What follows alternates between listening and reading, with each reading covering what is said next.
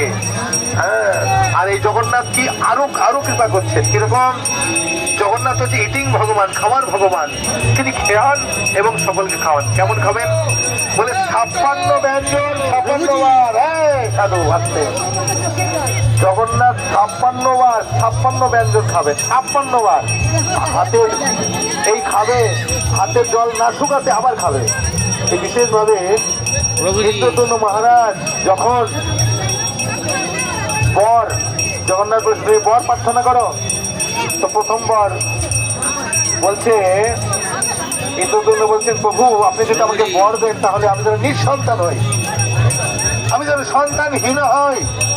তখন জগন্নাথ বলছে কি ব্যাপার, সবাই সন্তান চায়, ছেলে পুত্র সন্তান চায়, তুমি চাচ্ছ না? বলো চাচ্ছ না কেন? বলছে আমি যদি সন্তান চাই, আমার সন্তান কি করবে? মন্দিরের উত্তরাধিকারী হবে।